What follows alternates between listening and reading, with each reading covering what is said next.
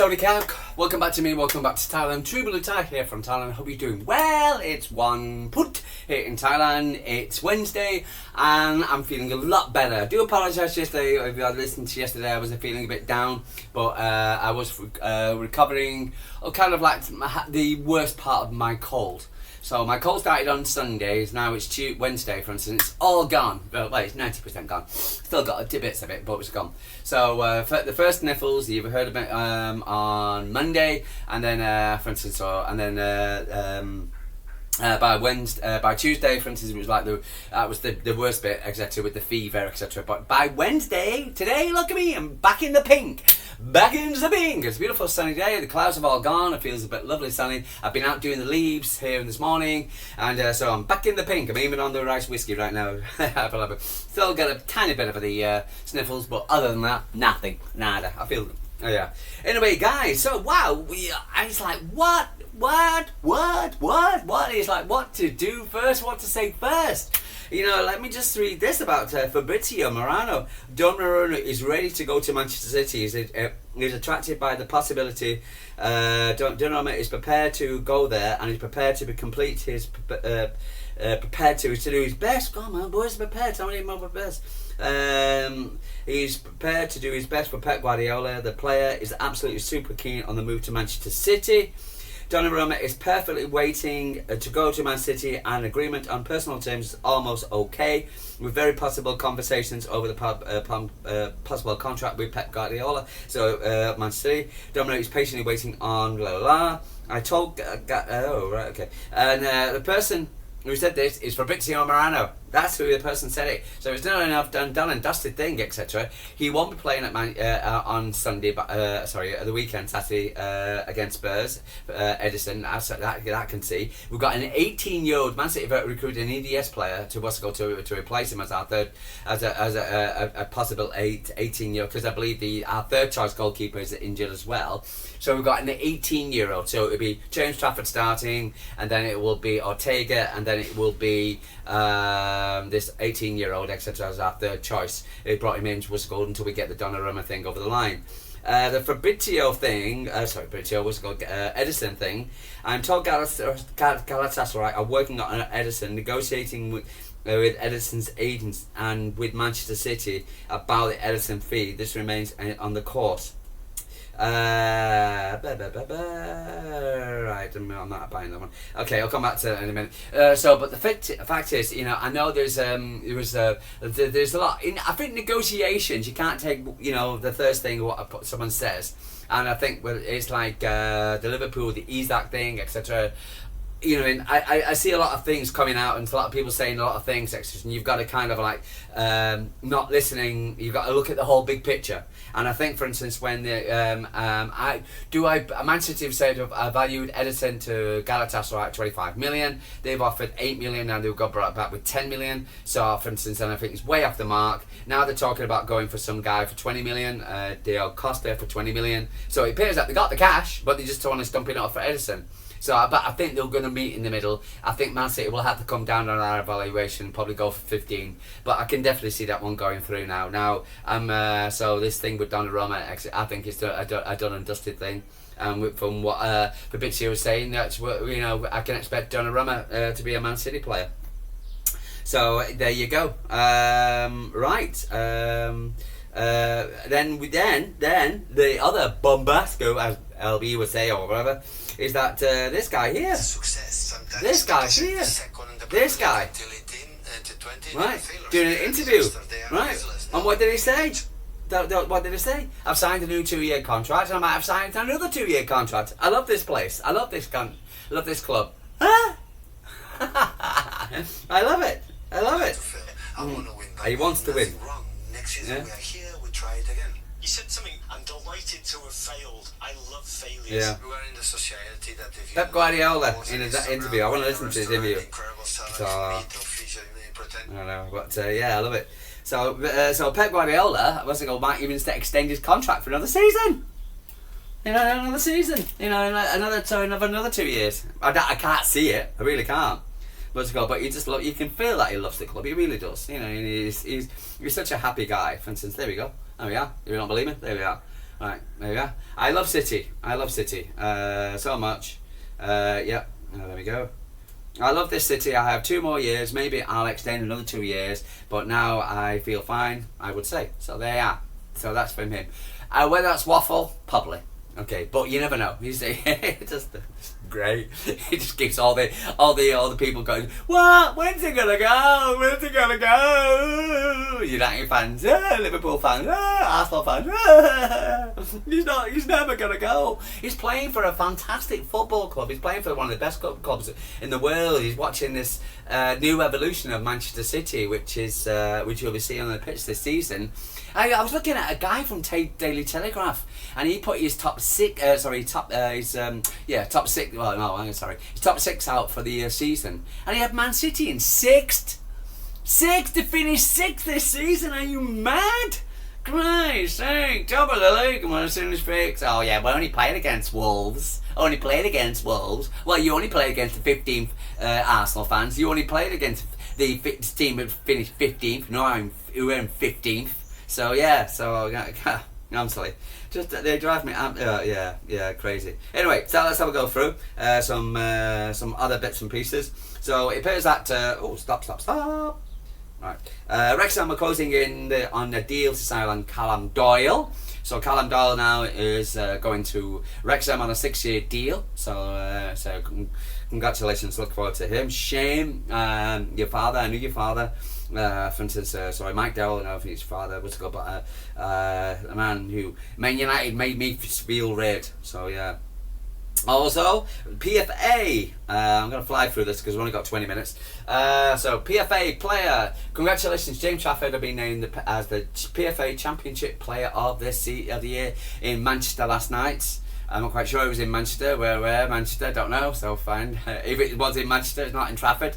But PSA Player of the Year champions James Trafford. So James Manchester was picking up his trophy, and he was one hand in his pocket when he was picking up his trophy. You know, in my Christ, mate. You know, take your hands out of your pocket. But congratulations to James Trafford, one of many, and one of many himself. So yeah, congratulations to you, sir. Well, we're very happy for you, and a lovely picture there of James with his picture and his nice suit. You know, like hands in his pockets, eh? Hands in his pockets, eh? You're not used to wearing suits, boy, are you? Also pictures of Claudia Echeverri. Finally, we're going where he's going. Let me just have a look. He's Claudia Echeverri closing on a loan move to Bayer Leverkusen, and he was pictured at the airport in Leverkusen, I don't know, with his entourage, etc. So by the looks of it, he's definitely going to Leverkusen, which is a good move for him on loan. No options to buy. No, you're coming back to blue, Man City. No, you're our future. So yeah, so it looks like Claudio Echeverri will be in Germany for his lane season. Thank God, fine. Still haven't sorted out. Look at it's very nice, man. Still haven't sorted out the who's going to Lyon yet. That's where in Ipan he's going to Middlesbrough. Another very proud Norwegian, and we've got 3 of them now. Brilliant. So really happy. So there you go. So it all kicks off. I was listening because the other big news was the big chat was about what was it about? Savinho and Rodrygo. And whether that is off now, because it appears that some references that Guillaume Balaguer, a good source, I've seen him quite a few times on Sky, and appears that, for instance, he said that a big hierarchy, some of the club, doesn't want Savinho to go. Right, okay, fine. Okay, but nobody else has come out. I believe somebody else had kind of like retweeted it or something like that, but still nobody, as LB said last night on his show, that nobody's really come out and actually said anything about it. And it's true, and it really isn't. And there's 2 things here, which I've got a couple of things here which I'm mulling over, because I don't believe, why is Savinho training at home?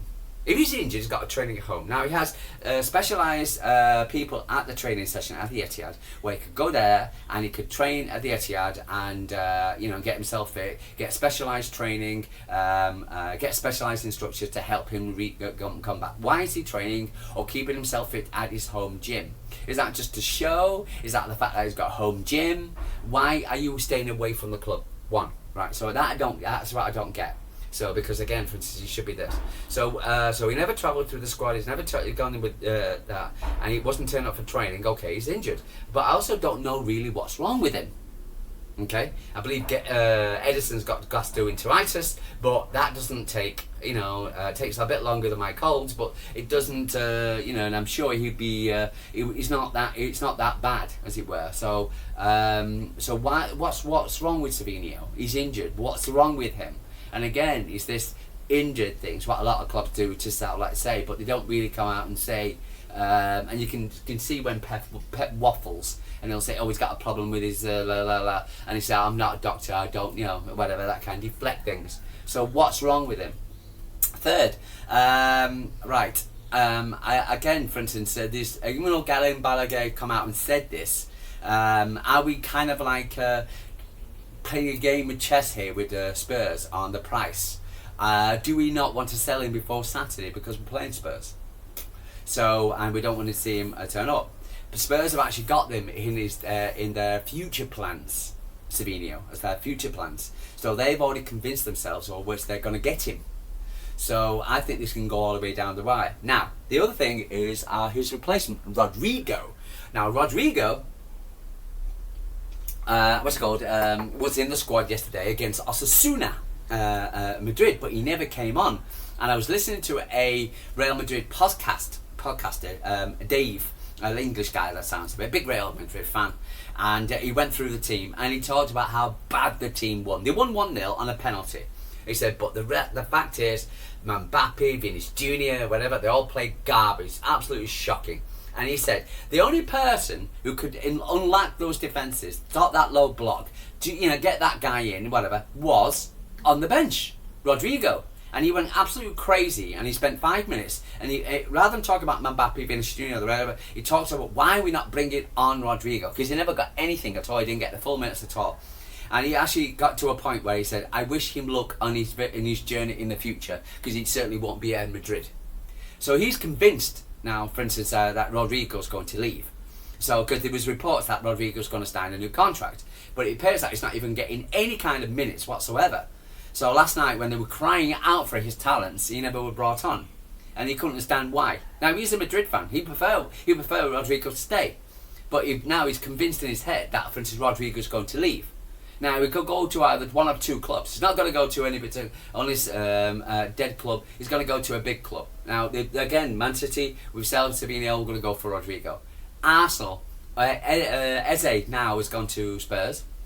They were linked with him, but whether they're going to stump up the dough, because Arsenal don't like doing that, they've done it once, and pay the money for Rodrygo. Now it'd be very, be good for them if they did, and it would definitely prick a few people's ears if he did go to Arsenal. But the fact is, at the moment, he's not. I don't think Arsenal got the stones to do so, and I think Rodrygo would prefer a move to Pep Guardiola, who he loves and admires. So I get the impression that for instance, this thing with Rodrygo, he's not with Silva and Rodrygo, it's not off. So I do believe, for instance, he could come to City, and if, for instance, the price is right, and exactly, and again, there's too many. Gillan Balaguer might have come out and said this about Savinho, and maybe there's an element of truth in it, because Man City don't want to sell Savinho, really. We bought this guy for a reason. But if he's not even been around the squad, he's training by himself, sounds like an easy thing. So but what do you do? So my concern is, well, excuse me, but my thing is, well, what's he doing? So is it all over for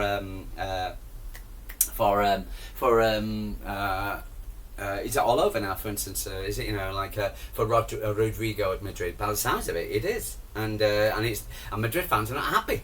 And that guy definitely. It was called "End It with Dave," if you want to see it. But yeah, so But other than that, yeah, it was interesting. I've just been listening to Talk Garbage now again, and they were talking about Newcastle and Liverpool and Isak, because it appears that Isak has come out with a statement. Oh yeah, by the way, Galatasaray has also made an inquiry about Mikel Akanji. An official offer to Man City for Mikel Akanji. Now Mikel Akanji will probably get a limited. He'll probably get Kuznets in front of him. He'll probably get, for instance, all the players in front of him. So I think he's got less time. So he's probably open to a move to Galatasaray, But again, it all comes down to money. And also, if Galatasaray don't stump up the dough for Edison, they're not going to stump up the dough for Mikel Akanji unless they think they're going to get him on the cheap, and it ain't going to happen. So I don't understand why Mikel Akanji have said because there's a Fabrizo Romano. They've actually made an approach to Man City about Mikel Akanji, but they're stalling on the Edison deal. Oh, come on. So yeah. So again. So they better pony up the dough. See, there you go, there's Savinio's home gym. It looks right. But why the hell are you doing it at home? Why have you got a gym at home? Now, okay, what's going on? I understand why he's got a gym at home, because I would have a gym at home. But there you go. I just don't get that. I really don't. Right, Norrie can't tackle by the sounds of it, according to a lot on the mainstream media. But also made the most tackles. Made more tackles 6 than any other player in the Premier League this weekend. So the man who can't tackle, great going forward but can't tackle, made more tackles in the Premier League this season against his former club Wolves. Okay, it was Wolves though, and again you can't say anything. United and Arsenal was the blue chip game, because Arsenal United are a big club, and give me a break. About Isak and I was listening to Talk Garbage just then there, and they were talking about Liverpool coming along and how this productive negotiation has come along. And I was actually thinking what was going through the big club, because it appears that there were and Jason Cundy and what was he called, the other guy, and they were talking about there was a Newcastle fan, and he made some very good point about Isak, because Isak didn't turn up at the awards yesterday, but there's this guy, a Newcastle fan, talking about how Newcastle will probably and he said, oh well, and they were saying about how he said, oh well, Liverpool are a bigger club than Newcastle. And he said, well, maybe one day they won't. He said, well, maybe they will. He said, and then there was a fight about who was the bigger club, and no, he will be the bigger. Liverpool will always be bigger than Newcastle. And this is, if you know me, this is one of my biggest gripes. It's the only thing United have got left. We're the biggest club in the world, and I can't stand it. I've lived overseas most of my adult life, etc. And I can honestly say this biggest club in the world crap gets up my nose. It really does. It means absolutely nothing. I don't think for 1 second Blackburn were thinking they wanted to be the biggest club in the world because they won the league. I don't think Leicester City said the same thing. Not Forest. Manchester City, when we won it 4 times in a row, sat there, I wish we were big in United, same big as United, then we'd give up one of our trophies. No, thank you very much. It doesn't mean nothing. But again, it's some done by the mainstream media, and the mainstream media being Sky Sports, Talksport, Talksport, Sky Sports, BBC London, as it were, for instance, who else? And they're also all these London-based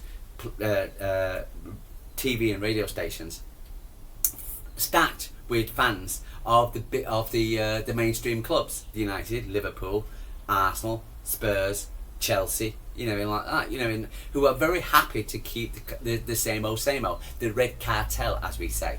So, and they were and the reason why they brought in the likes of PSR is to pull back or to stop the likes of Newcastle being successful, and this is the reason why.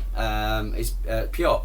So, for instance, and I can't believe when Man City actually, because I believe PSR is dead in the water. Stephen Burson said it's dead in the water. Simon Jordan said it's dead in the water. A lot of people say it's dead in the water. But when the revised plans when Man City had to won the first case, and they had to change the plans, they got it through with a vote from Newcastle. Newcastle voted for PSR, which is crazy, twice. So what the hell, whatever. So Newcastle can turn around and say they are not going to be able to compete with Liverpool because they're Liverpool, the biggest club in the world, and they'll always be this way because Newcastle are not going to be allowed to compete because the Red Cartel are not going to allow you to compete. So when they keep coming up with rule after rule after rule, which they'll put it into a big paper, a box with a nice little bow on it and say, it's for the protection of clubs, and give a load of waffle, like what the Starmer government talk about, waffle, and then again, it's the reason why they're doing it is to stop you, Newcastle, from being number one. Being bigger, so you can be able to use your money, you lose your leverage, use your signing money to compete with the likes of Liverpool, so you won't have this problem with Isaac in the future. And you can go out and buy these clubs, players, but you can't do so while they've got the PSR rubbish, on it. And the PSR was designed to stop Newcastle. So when Man City go to court and challenge PSR as unlawful and win, don't vote against us, for Christ's sake, Newcastle. Because we're the ones, for instance, fighting your corner. We don't need PSR. We're alright on PSR.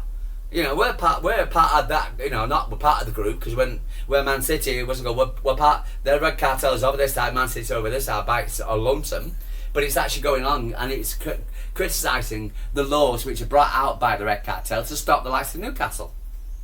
So in a lot of this Isaac thing could have been easily avoided if Newcastle had an even playing field against for Liverpool, and it wasn't backed up, and which it is a lot backed up by the likes of Sky Sports, by the likes of TalkSport, who will always be on the side of the Red Cartel, just like the BBC is on the red side of the Starmer government, the mainstream media on the red side of the Starmer government, because even though it's wrong, they're doing it because it's so there you go. So this is the way. To me, the Red Cartel, it's backed by its supporters, which are TalkSport and Sky Sports. Against the revolutionaries, which are Manchester City and Newcastle, because they don't want the likes of us spoiling their little party, because they want the same old, and they're still trying to get Man City. That's the reason why they trumped up the charges to 115. Crap. All because of trying to keep the same old. Fact. Guys, I'm going to love you and leave you. I've still got a lot of things to do. I could still talk for an hour, but I know you're very busy. So we'll talk for another 20 minutes tomorrow and about whatever's going on. So let's... really surprised about the Donnarumma thing, but no, well it was, well it wasn't. I'm just waiting for the whole thing, and I do feel that we're going to get Donnarumma. I do feel we're going to get Rodrygo from Manchester City. It's going to be protected negotiations, but negotiations are negotiations, and it's what happens. And so, yeah, it's going to be interesting. It's going to be great. It's going to be fun. Good to be back. Feeling good and strong. Great, guys. I love you and leave you. True Blue Tie from Thailand. I'll speak to you tomorrow.